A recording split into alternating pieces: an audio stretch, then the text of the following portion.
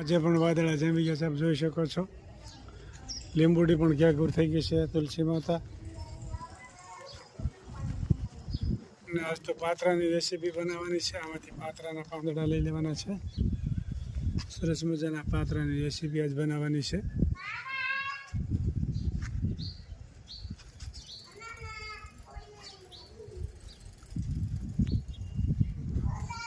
વાદળા પણ ઘેઘૂર જામ્યા હતા. વરસાદ થોડોક ઝાપટ આવી.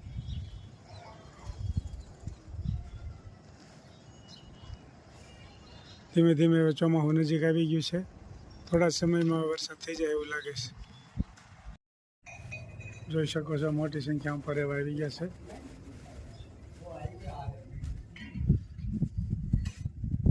આવી રહ્યા છે, જોઈ શકો છો. જલ્દી જલ્દી ચણવા માંડ્યા છે.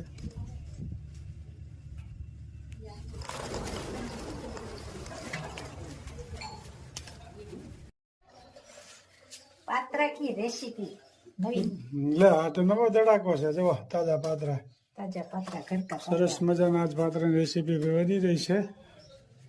બધા મસાલો આવે, ચટણી, હળદર, ધાણા જીરું. પેલા તો જઈને હું નાખવું પડે એ કહેવાનું. ચટણી, હળદર, ધાણા જીરું એટલે પીળા થાય. હળદર નાખી તોય હાલે, ન નાખી તોય હાલે. બરોબર. અને આ નિમક અને અજમા અને આ સાજીના ફૂલ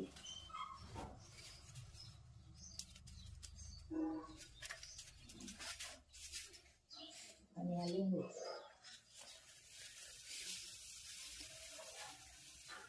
પછી આને લોટ ડોવાનો અને પછી વાળી વાળી મૂકવાના.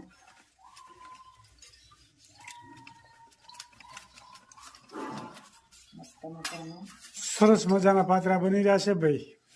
હા, પાત્રાની રેસીપી છે મસ્ત મજાની ને કોમેન્ટ પણ સારી સારી આવે છે. એ બધાનો ખૂબ ખૂબ આભાર. ગઈ રાતે તરવડા ગયા હતા ધૂનમાં. હમણાં 1 મહિનો સતત ધૂન ચાલુ છે, 24 કલાક. હા, એટલે આપણા ગામનો વારો હતો. એ પણ થોડોક વિડીયો અત્યારે બતાવીશું આગળ. ચલાલાના હરિભક્તો બધાએ 12 વાગ્યા સુધી ધૂન ગાય.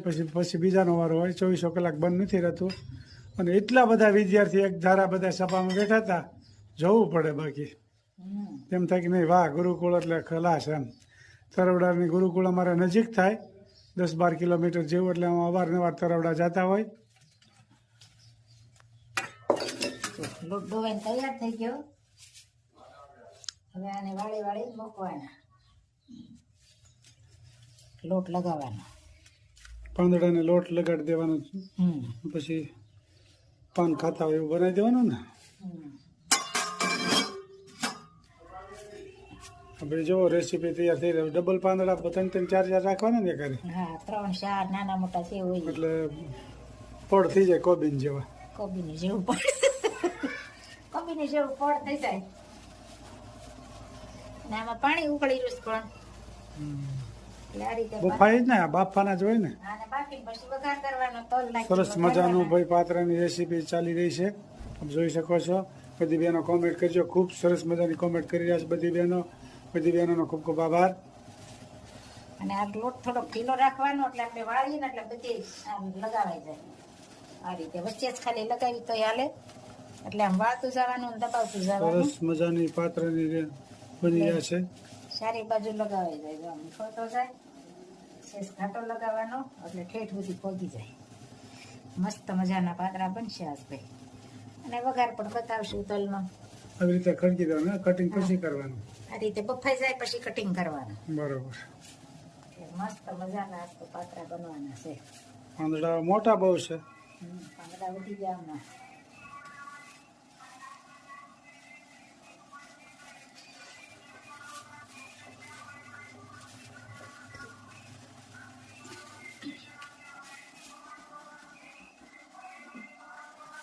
સરસ મજાના પાત્રાની રેસીપી અને બધાની કોમેન્ટ પણ સારી આવે છે.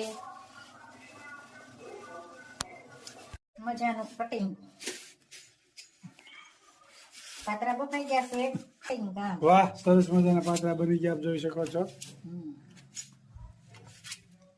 તલથી વઘાર કરવાનો હોય આનો.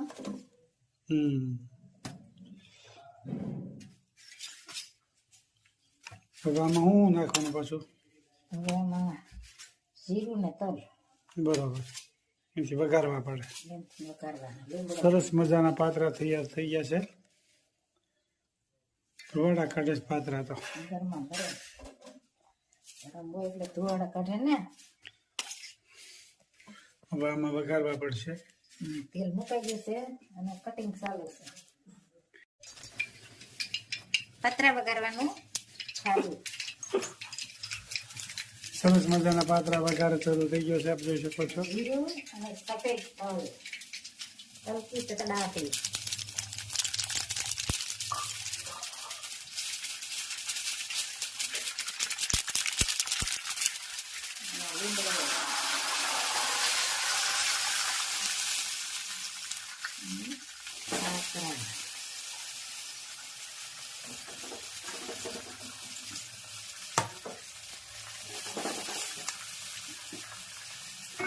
સરસ મજાનો પાતરાનો વઘાર થઈ ગયો છે અને છાશની આંબલીની ચટણી.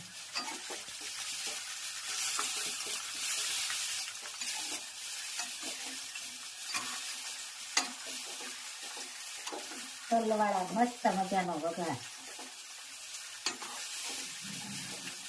પાતરા તૈયાર થઈ ગયા ને હવે?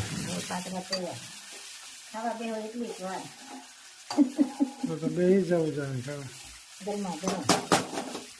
પાતરામાં તલ જેમ વધારે હોય ને એમ સારું લાગે. બરોબર.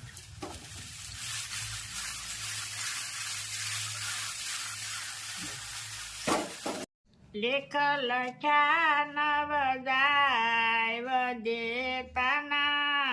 લેખ લખ્યા નવ જાય. રાજા દશરથને ચાર દીકરા. રામ તે વનમાં કેમ જાય વદેતાના. લેખ લખ્યા નવ જાય. માતા કુંતાને 5 દીકરા. દ્રૌપદી કેમ લૂંટાય વદેતાના.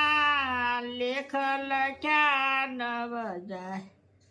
રાજા હરિશ્ચંદ્ર ને તારામતી રાણી. બજારમાં કેમ વેચાય વદેતાના. લેખ લખ્યા નવ જાય. આંધળા મા બાપની સેવા રે કરતા. શ્રવણ કેમ વિંધાય વદેતાના. લેખ લખ્યા નવ જાય. મુર્શદ રાજા હતા સતવાદી. કરવતે કેમ વેરાય વદેતાના. લેખ લખ્યા નવ જાય. નળ રાજાને દમયંતી રાણી. દમયંતી વિયોગ કેમ થાય વદેતાના. લેખ લખ્યા નવ જાય. જલારામ બાપાને વીરબાઈ માતા. સાધુ બેડા કેમ જાય વદેતાના. લેખ લખ્યા નવ જાય. નરસિંહ મહેતાના સ્વામી સમળ્યા. જેલમાં કેમ પુરાય વદેતાના. લેખ લખ્યા નવ જાય. જય સ્વામી. ખૂબ સરસ મજાનું કીર્તન ગાયું કે વિધાતાના જે લેખ લખ્યા હોય ને એ જાય નહીં ક્યાંય. એ વિધાતાના લેખ લખ્યા હોય એમ જ થાય. પછી ભલે ખુદા ભગવાન કેમ નથી, એક એક કડી જીવનમાં ઉતારવા જેવી છે. ખૂબ સરસ મજાનું કીર્તન ગાયું મારા ભાઈએ. જય સ્વામિનારાયણ. જય સ્વામિનારાયણ.